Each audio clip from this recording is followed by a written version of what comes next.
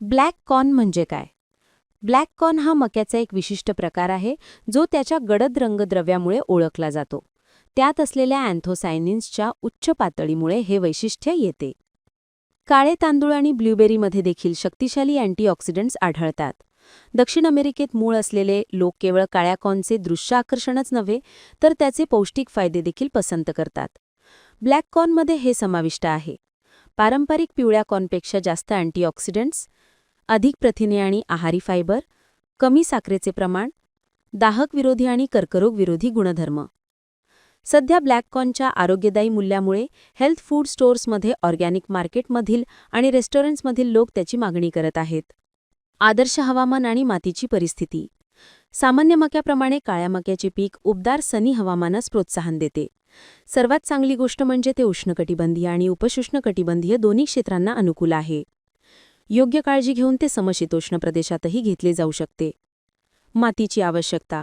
चांगला निचरा होणारी बुरशीयुक्त चिकण मातीने समृद्ध माती. पीएच मूल्य 6.0 ते 7.5. बहुतेक बियांना अंकुर वाढीसाठी मातीचे तापमान 10 डिग्री सेल्सिअसपेक्षा जास्त. रोटावेटर, नांगर आणि बियाणे ड्रिल सारख्या आधुनिक कृषी अवजारांच्या वापराद्वारे मातीचे सहज वायुविजन, चांगली मुळांची निर्मिती साध्य करता येते. बियाणे निवड आणि पेरणी. काळ्या मक्याच्या लागवडीचे यश मक्याच्या योग्य बियाण्यापासून सुरू होते. बियाणे रोगमुक्त असावे, त्यांची उगवण क्षमता जास्त आणि मान्यताप्राप्त असावी आणि ते प्रतिष्ठित संस्थांकडून पुरवले गेले पाहिजेत.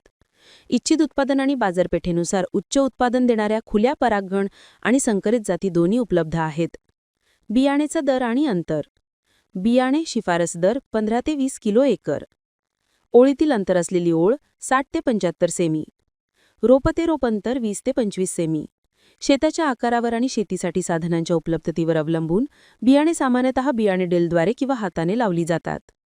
पीक व्यवस्थापन पद्धती. तुमच्या मक्याच्या रोपाच्या वाढीचे चक्र कसे व्यवस्थापित करायचे हे जाणून घेणे तुमच्या कार्यक्षमतेसाठी युक्ती ठरू शकते. 1. सिंचन. हवामानानुसार 4 ते 5 सिंचनाची आवश्यकता. अंकुरण गुडघ्याभर आणि फुलोऱ्यापासून ते धान्य भरण्याच्या टप्प्यापर्यंत. 2. खत. पेरणीपूर्वी मातीत चांगले कुजलेले शेणखत घाला. माती चाचणीनुसार एनपीके खतांचा वापर करा. सामान्यतः 120 ते 740 किलो पर हेक्टर एनपीके वापरले जाते. सूक्ष्म पोषक तत्वांच्या पानावरील फवारण्या जसे की झिंक आणि बोरॉन धान्य आणि उत्पादन गुणवत्ता वाढवतात. 3. तण व्यवस्थापन. पहिले 30 ते 40 दिवस वेळेवर खुरपणी करणे अत्यंत महत्त्वाचे आहे. उगवणीपूर्वी यांत्रिक तणनाशके किंवा अट्राझिनसारख्या तणनाशकांचा वापर करा. कीट आणि रोग नियंत्रण. मक्याचे सामान्य कीटक या प्रकारचे आहेत: स्टेम बोर्डर, फॉल आर्मीवर्म, मावा.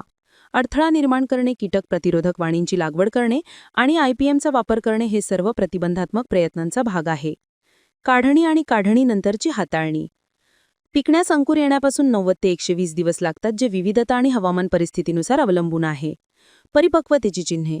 तुम्हाला पुस्तकात रूपांतरित झालेला ब्लॅकलस्टर या चित्रपटातील कॉर्नबद्दलचा हा कोट माहीत आहे? साल सुकते आणि बंगट राईन होते. देठ वाळायला लागतात. आपण ही फळे हाताने किंवा यांत्रिक कापणी मशिनींचा वापर करून काढू शकतो. कापणीनंतरच्या धान्य हाताळणी दरम्यान गुणवत्ता जपणे आणि खराब होण्यापासून प्रतिबंध करणे महत्त्वाचे आहे. महत्त्वाचे टप्पे. 5 ते 7 दिवस उन्हात वाळवलेले मक्याचे धान्य. जलद साकरी करण्यासाठी थ्रेशर्स. 12% आर्द्रतेपेक्षा कमी असलेल्या स्वच्छ, कोरड्या आणि हवेशीर साठवणुकीच्या ठिकाणी ठेवा. म्हणून कीटकांना प्रतिबंधित करणे आणि दीर्घकाळ साठवणूक खात्री करणे. विपणन आणि नफा. काळ्या मक्याच्या व्यापारीकरणासाठी कृषी व्यवस्थापन, विपणन प्रणाली आणि प्रक्रिया तंत्रांचा अभ्यास शेतकऱ्यांना थेट विक्री आणि मूल्यवर्धित विक्रीद्वारे उच्च नफा मिळवण्यासाठी मदत करेल. विक्री पर्याय. स्थानिक सेंद्रिय बाजारे, आरोग्य खाद्य दुकाने, अन्य निर्यात आणि प्रक्रिया करते, ऑनलाईन प्लॅटफॉर्म आणि सहकारी संस्थांद्वारे कलमीकृत विक्री. मूल्यवर्धनाच्या कल्पना. ग्लुटेनमुक्त बेकिंगसाठी डार्क मक्याचे पीठ. व्यावसायिक पॉपकॉर्नसाठी पॉपकॉर्नची तत्वे. नैसर्गिक गोड पदार्थांसाठी कॉर्न सिरप. आंबवलेले कॉर्न आधारित पेये आणि उत्पादने. शेतकरी मूलभूत प्रक्रिया युनिट्समध्ये पुनर्गुंतवणूक करून आपल्या नफ्याचे मार्जिन मोठ्या प्रमाणात वाढवू शकतात.